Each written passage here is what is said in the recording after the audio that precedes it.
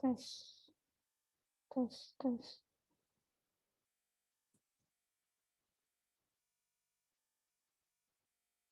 Hmm. Hmm.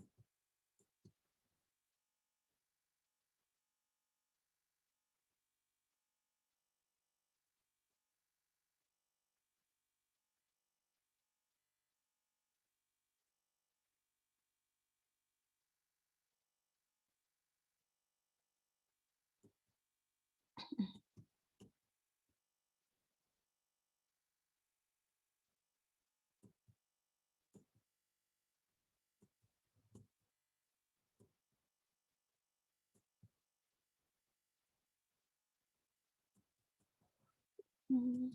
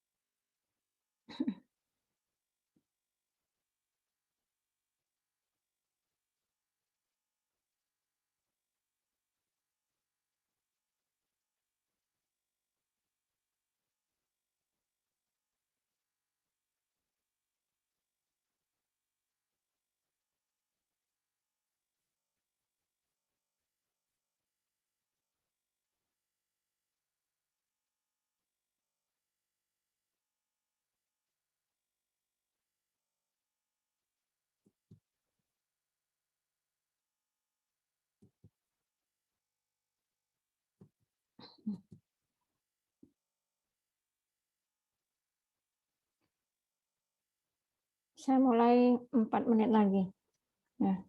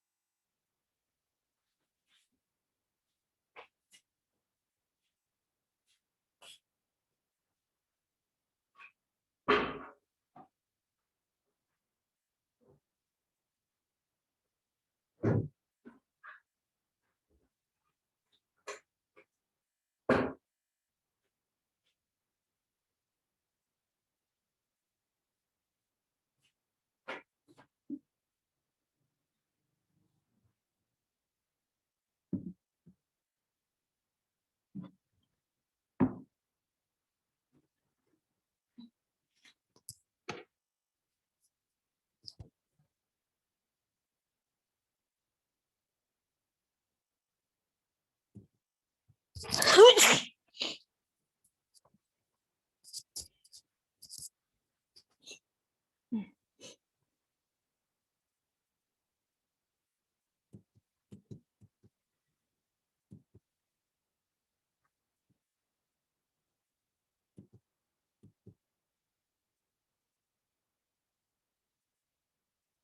saya mulai aja lah ya. Ini apa? Sudah 64. Oke, saya mulai aja ya. Saya awali dengan Assalamualaikum warahmatullahi wabarakatuh.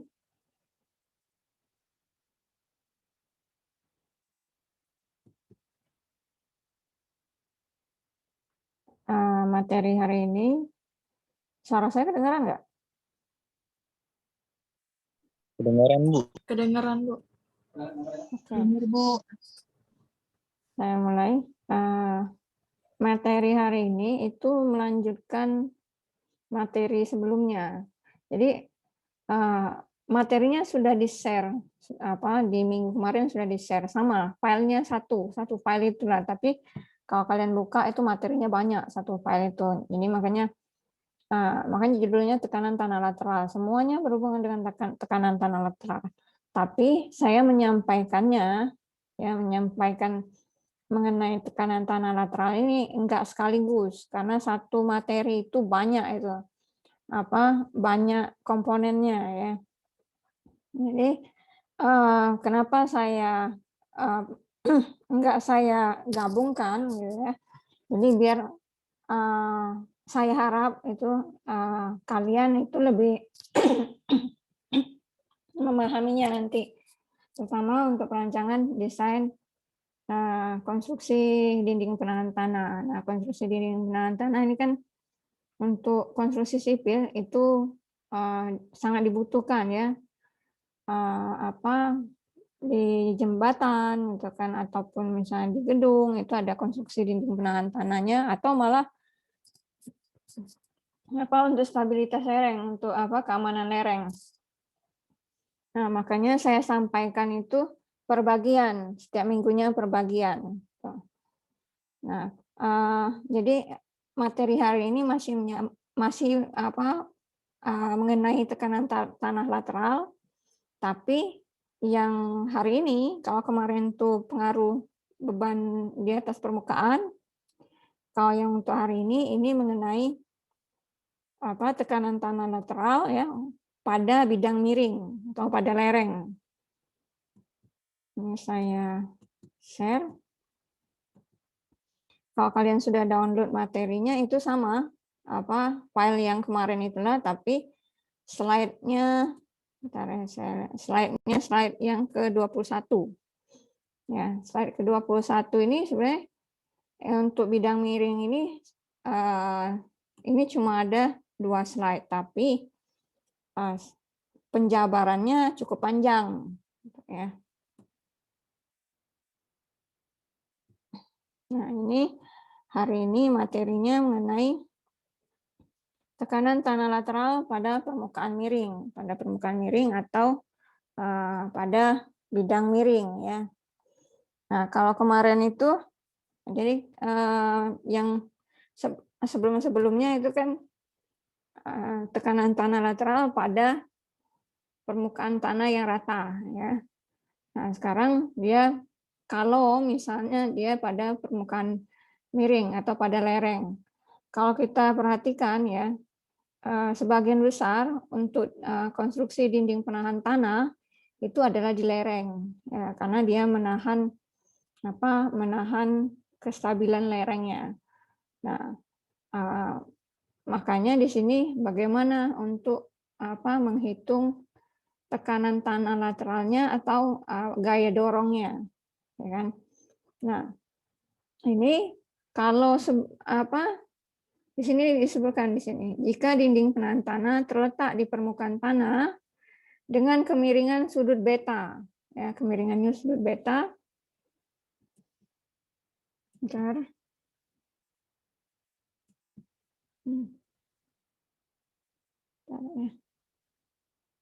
Kemiringan sudut beta, ya sudut beta itu yang ini sudut beta. Nah, dan tanah dianggap tidak berkohesi. Kalau misalnya tanahnya itu tidak berkohesi. Kalau tidak berkohesi berarti tanah pasir. Kalau dia berkohesi berarti C-nya, nilai C-nya itu lebih dari 0, lebih dari 0. Ya. Nah, ini untuk yang tidak berkohesi saja. Pertama, sama kayak sebelumnya itu menentukan koefisien aktif atau pasif. Kan? Koefisien aktif Ka, ya, pasif Kp.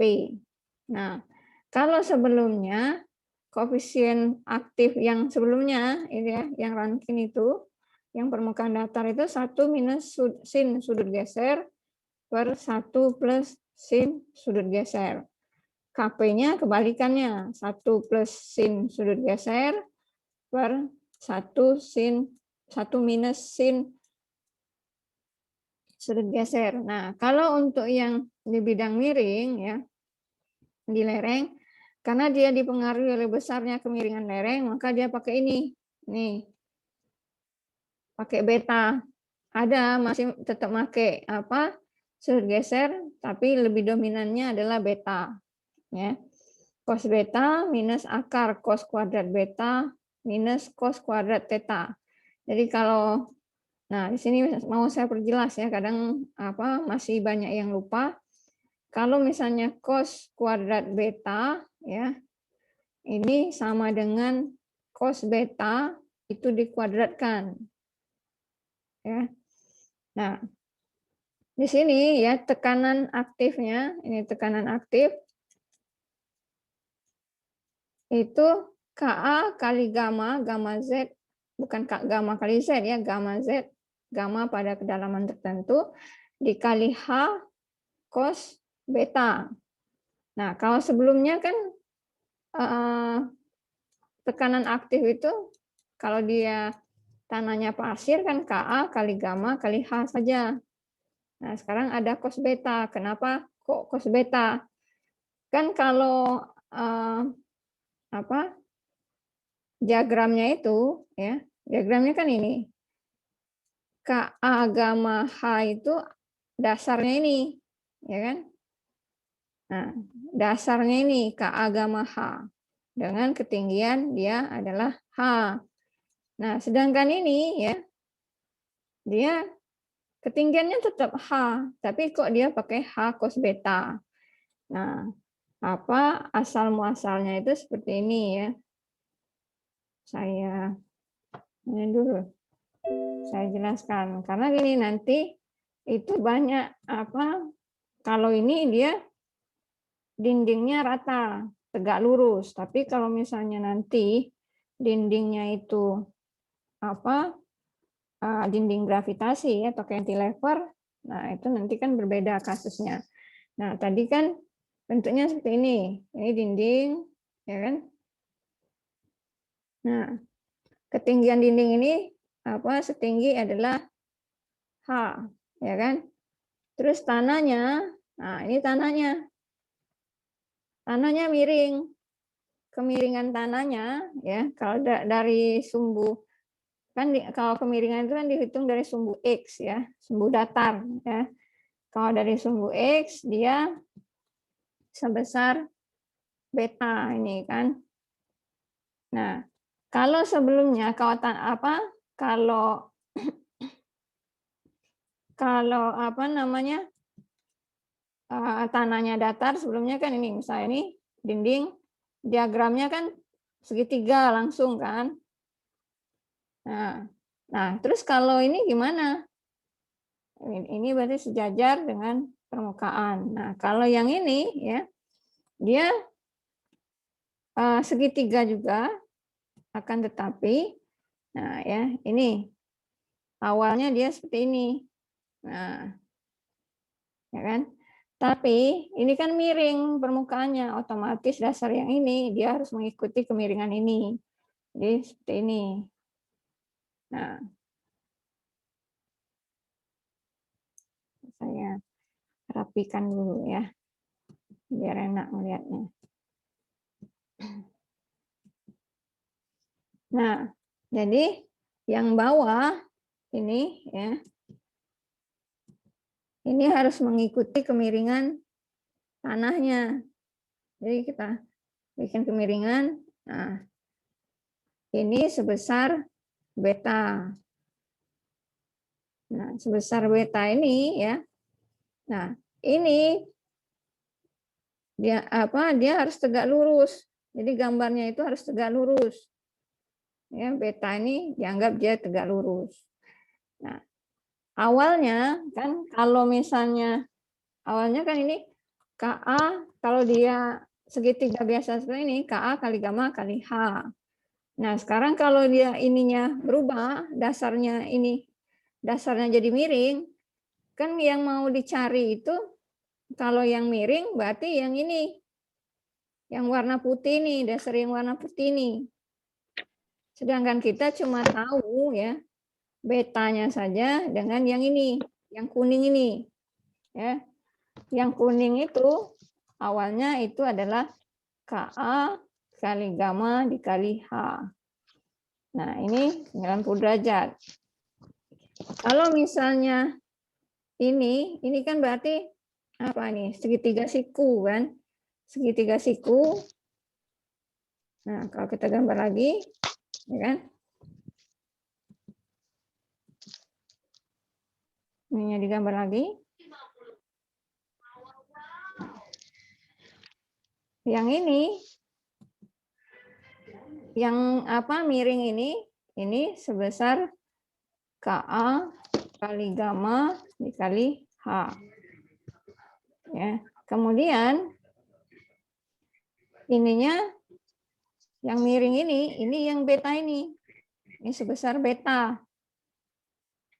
Nah, yang mau kita cari ya nanti karena dia harus nyari karena yang alasnya ini adalah tekanan aktifnya.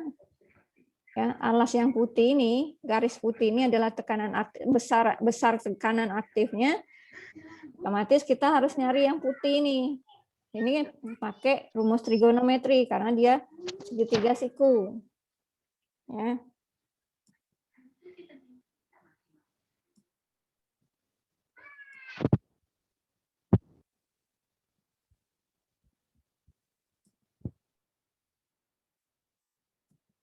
Nah,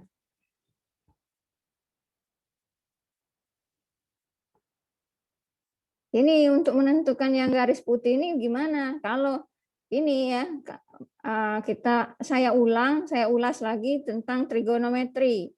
Kalau ini alfa, ya, ini A, ini B, ini C. Kalau sin alfa ya itu sama dengan A per C.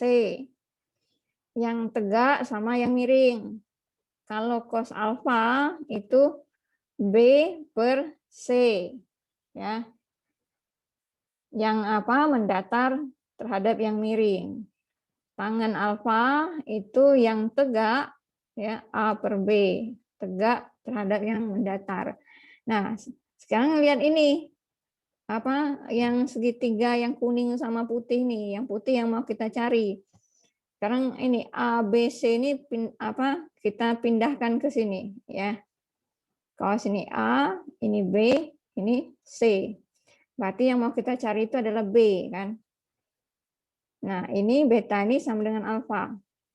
Berarti B-nya yang mau kita cari. B di sini ada apa yang pakai B nih? Kalau ini kita lihat yang pakai B ini cos alfa. Berarti kalau di sini cos beta itu sama dengan B per C. C-nya apa? C-nya ini KA dikali gamma dikali H. Sehingga B itu sama dengan ini ya, KA dikali gamma dikali H dikali cos beta.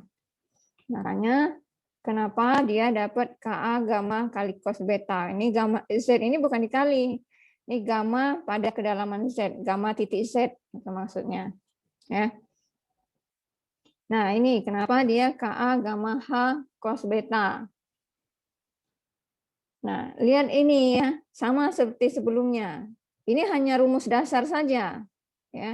Tapi ketika misalnya kasusnya berbeda, rumus ini juga akan berbeda. Kita nggak bisa ngikutin rumus ini secara langsung. Nah, dalam tekanan tanah lateral itu yang dipegang kuat itu ya, pedomannya atau acuannya itu adalah prinsip cara kerja dari tekanan aktif dan tekanan pasif. Prinsip kerjanya di mana? Di diagram ini.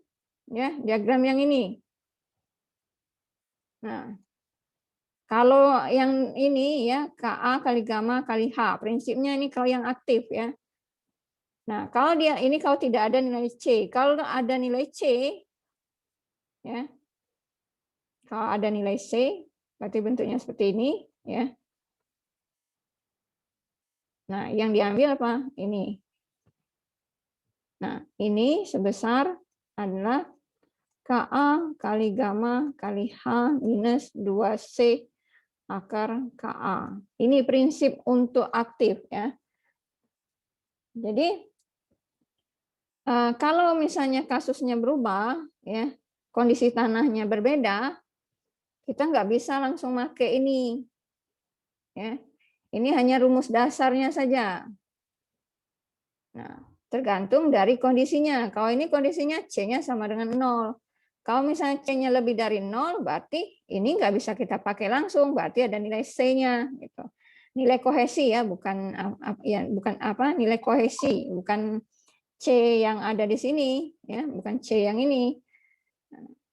Jadi apa yang pasti harus tahu prinsipnya, makanya dikembangkanlah dengan kalau misalnya kondisinya tanahnya miring. Kalau tanahnya miring, berarti segitiga yang awal ini nggak berlaku, nggak bisa kita pakai. Berarti apa? Dimodifikasilah dengan apa? Berarti dia apa? Alasnya atau dasarnya, ya tekanan aktif atau pasif pada dinding bagian bawah, ya itu harus mengikuti apa namanya kemiringan permukaan tanah. Ya. Makanya ini dapatnya yang putih ini jadinya ini. Nah, yang di sini ini berarti Ka kali gamma kali H cos beta. Nah, ini terus ini kan tekanan aktifnya ini, ya. Yang ini ya, ini tekanan aktif. Tekanan aktifnya. Nah, terus gimana kalau ini? Kalau dia ada apa? Kalau dia ada C-nya, ya. Kalau ada C-nya berarti di sini ya. Minus 2C akar Ka. Otomatis di sini ya B-nya jadi berubah kan? B sama dengan Ka kali gamma kali H minus 2C akar Ka, ya kan? Dikali cos beta.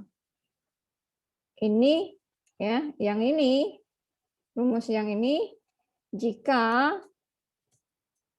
C-nya lebih dari 0. Jadi apa? Mekanika tanah, pondasi, yang pasti mekanika tanah, mekanika rekayasa itu pasti kalian pasti akan ketemu banyak rumus ya. Menurunkan rumus, pasti itu. Nggak bisa dielakkan. Nah, ini tekanan aktif. Nah, terus gaya dorongnya. Gaya dorong itu kan gaya dorong ya. Gaya dorong aktif atau pasif itu sama dengan luas diagram tekanan aktif, ya kan? Nah, kalau di sini luas diagramnya yang mana? Apa yang harus dicari? Ini saya bikin hijau aja kali ya. Nah, jadi luas diagramnya yang apa yang untuk gaya dorong aktif kalau dia bidang miring, kalau dia di lereng, ini nah luas ini yang saya arsir hijau ini loh. Nah, itu luasnya, jadi luasnya apa itu? Kalau misalnya ini, nah 10 menit lagi itu pindah ke link kedua ya. Nah, lihat ini ya, kan yang saya arsir hijau ini kan sama segitiga, berarti kita nyari luas segitiga kan? Luas segitiga itu setengah alas kali tinggi. Alasnya, nah ini yang alasnya. Tingginya yang putih ini.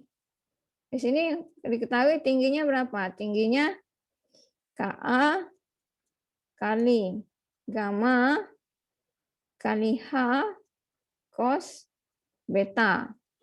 Ya. Nah, terus A-nya belum tahu. A-nya itu yang ini. Nah, ini A-nya. Ini yang harus kita cari.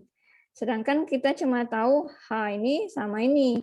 Nah, terus apa? Kalau dia segitiga berarti kalau semuanya apa salah satu yang diketahui apa maksudnya salah satu sisi itu diketahui panjang atau panjangnya ya. Kemudian sudutnya diketahui, itu bisa dicari. Nah, sekarang lihat ini. Ini ada beta, ya kan? Di segitiga itu kan 180 derajat, ya kan? Kalau misalnya dia segitiga siku, berarti 90 plus alfa plus beta.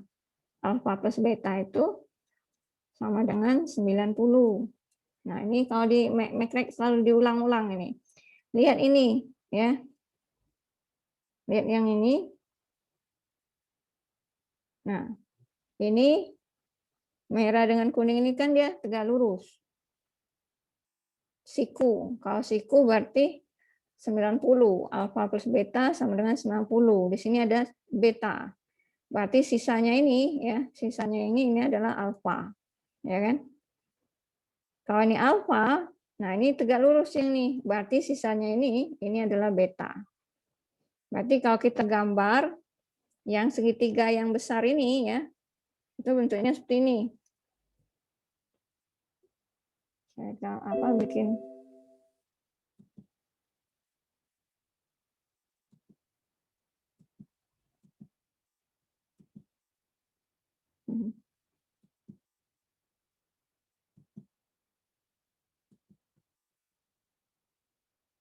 Nah, yang segitiga yang besar ini saya gambarkan lagi.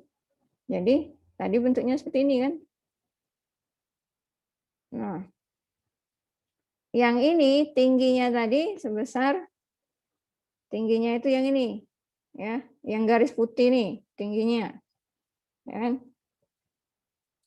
Ini sebesar KA kali gamma kali H cos beta. Nah, yang ini tinggi H ini ya, tinggi H yang ini jadi bidang miring, ya kan? Ini sebesar H. Kemudian lihat ininya. Ini sudut yang apa? Kemiringannya itu sebesar beta di sini. Nah, ini alasnya. Kalau luas segitiga itu kan setengah alas dikali tinggi. Nah, alasnya ini mau kita cari. Tadi ya. Balik ke sini nah. Kalau nyari B itu apa? Dia pakai cos. Jadi cos beta B per KA kali gamma kali H. Kalau ini KA kali apa yang miringnya KA gamma H. Tapi kalau misalnya yang miringnya adalah H, maka cos beta itu sama dengan A per H. Ya. A itu sama dengan H cos beta. Sehingga apa? Kalau diagramnya jadinya apa? Luasnya. Luas sama dengan setengah kali alas H cos beta kali tinggi kali KA kali gamma kali H cos beta. Jadinya setengah KA kali gamma H kuadrat cos beta. Atau ini kalau ini kalian bingung.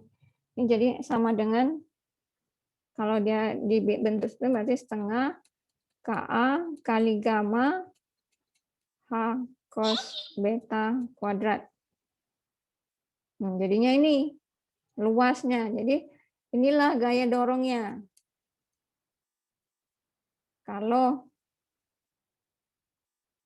Makanya dapatnya ini. Kalau ini berarti sama dengan kalau dikurung H cos beta kuadrat.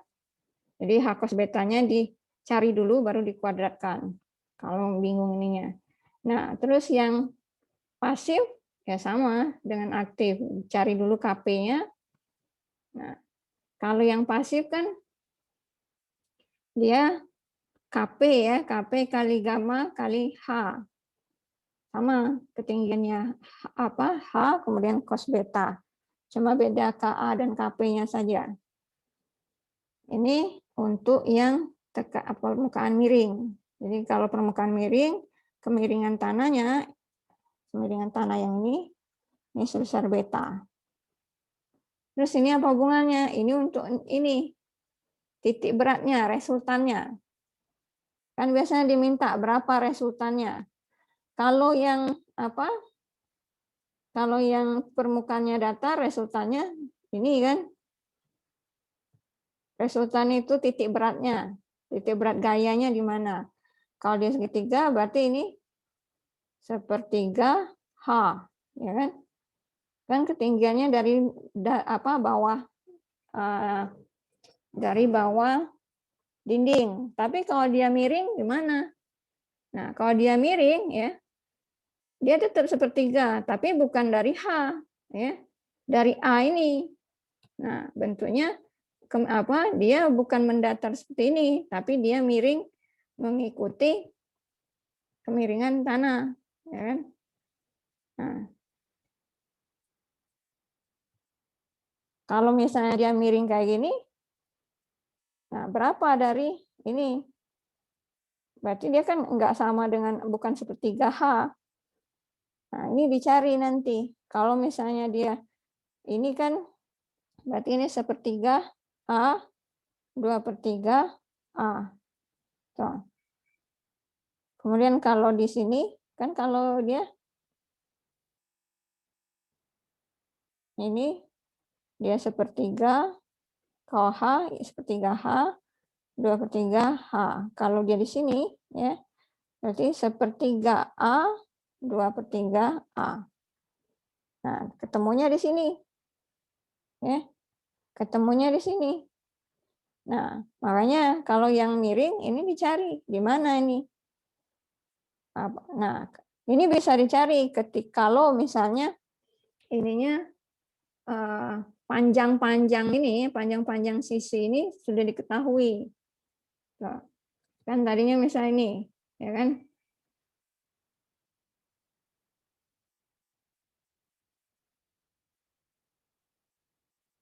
Nah, kalau misalnya ini kita bikin A,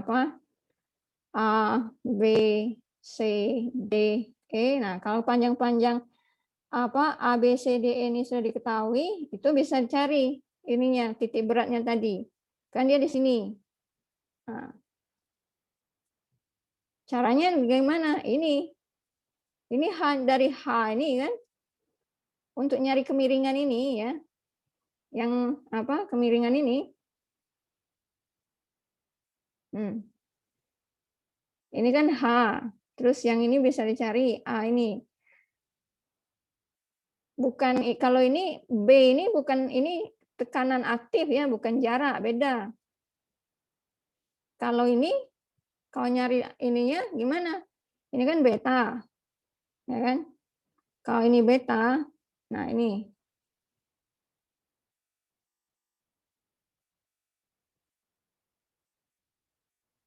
Nah, ini 90 derajat. Ini sebesar H. Kalau ini sebesar H, ya. Jadi ininya berapa?